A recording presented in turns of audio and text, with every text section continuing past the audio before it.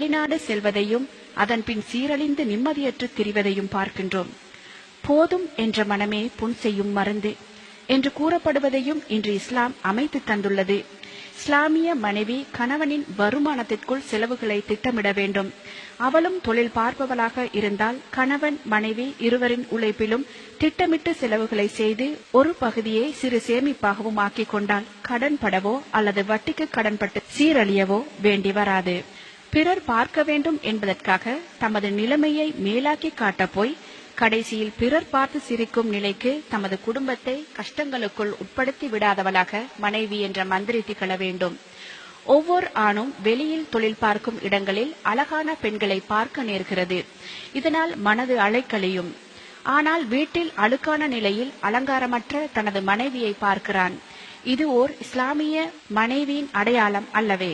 கணவன்மாரை தம் பக்கம் இழுத்து அவர்கள் விருப்புக்கேற்ப அழகு தேவதையாக இல்லாவிட்டாலும் உங்களை எளிமையாக அலங்கரித்து பொருத்தமான ஆடைகளை அணிந்து கணவனின் கண்களில் படும்படியாக மட்டும் அலங்காரம் செய்து புன்னகையால் உங்கள் பொன்முகத்தை மெருகூட்டி பாருங்கள்.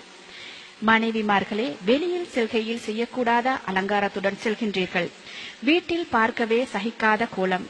உங்கள் கணவனை பார்க்கையில் அவனை நீங்கள் சந்தோஷப்படுத்த வேண்டும் என்பது இஸ்லாமிய போதனை. அதற்கேற்ப நீங்கள் மாறுங்கள். உங்கள் கணவன் உங்கள் வசம்.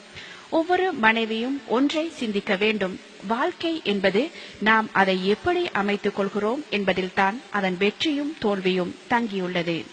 நபி ஸல்லல்லாஹு அலைஹி வஸல்லம் அவர்கள் தமது சஹாபி தோழர்களுக்கு கூறும்போது, உன்மீது அதிகம் அன்பு செய்யக்கூடிய, அதிக குழந்தைகளை பெற்றுத்தரக்கூடிய பெண்களை மணந்து கொள்ளுங்கள் என்று கூறினார்கள். எனவே பெண்கள் தனது கணவன் மீது மாசற்ற அன்பு செலுத்த வேண்டும்.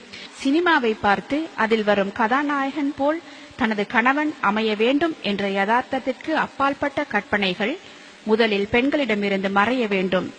மிகைப்படுத்தி எதனையும் சித்தரித்து காட்டும் சினிமா பணம் சம்பாதிப்பவர்களுக்கு சரியானதன்றி அது வாழ்வுக்கு பொருந்தாது என்பதை இஸ்லாமிய மனைவி உணர்தல் வேண்டும்.